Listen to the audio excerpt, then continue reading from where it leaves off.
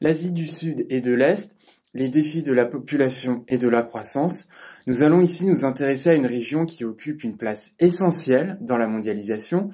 et qui est composée de pays qui se distinguent selon leur poids économique et démographique, puisqu'elle se compose à la fois de géants démographiques, la Chine et l'Inde, de pays développés et industrialisés comme la Corée du Sud ou le Japon,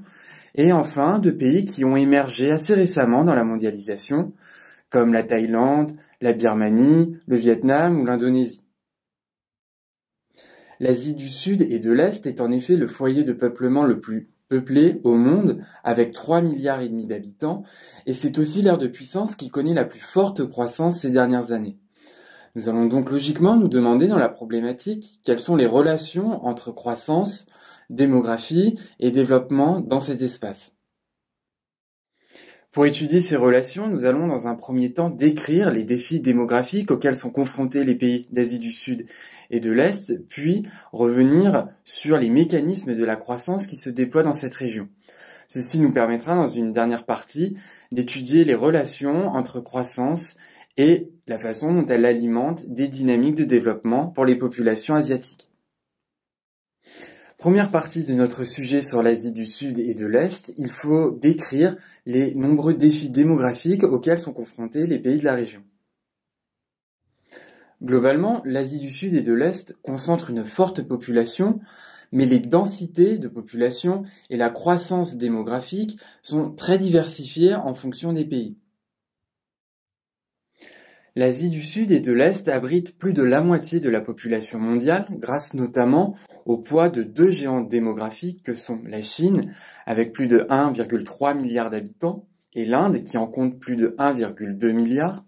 Mais cette population est inégalement répartie dans cette région, puisqu'elle comporte à la fois des zones de forte densité de population, dans les plaines alluviales, dans les deltas ou dans de gigantesques régions urbaines comme la mégalopole japonaise, mais aussi des zones de faible densité de population, notamment dans les zones montagneuses du Tibet ou encore dans les zones équatoriales de Bornéo en Indonésie. Dans cette région, la croissance démographique est maîtrisée, puisque tous les pays de la région ont amorcé leur transition démographique. Elle est même largement terminée dans les pays développés de la région, comme le Japon ou la Corée du Sud, ce qui se concrétise par une faible croissance démographique. La Chine connaît également cette faible croissance démographique, puisqu'elle résulte de la mise en place d'une politique antinataliste et autoritaire, dite celle de l'enfant unique, qui a été mise en place à la fin des années 1970. Celle-ci a d'ailleurs été récemment remise en cause face au vieillissement de la population jugée inquiétant dans ce pays. L'Inde a également mis en place une politique de contrôle des naissances basée sur des mécanismes plus incitatifs. L'Asie du Sud et de l'Est connaît également des mutations démographiques importantes, parmi lesquelles une urbanisation rapide et massive, principalement alimentée par l'exode rural, comme notamment en Chine, des régions de l'intérieur vers les grandes métropoles du littoral, et qui peut donner lieu à une croissance urbaine mal maîtrisée, notamment dans ces grandes métropoles. Ainsi, aujourd'hui, la moitié des mégapoles du monde, c'est-à-dire les villes peuplées de plus de 10 millions d'habitants, sont situées en Asie.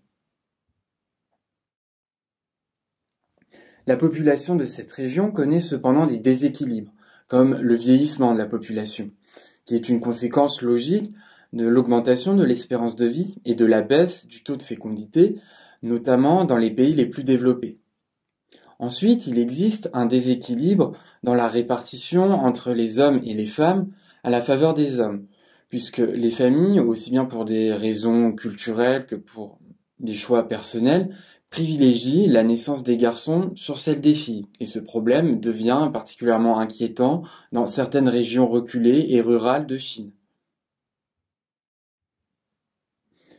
Même si cette croissance démographique s'est ralentie, l'Asie du Sud et de l'Est reste un important foyer de population, et l'importance de cette population constitue un atout dans le développement de la croissance dans cette région.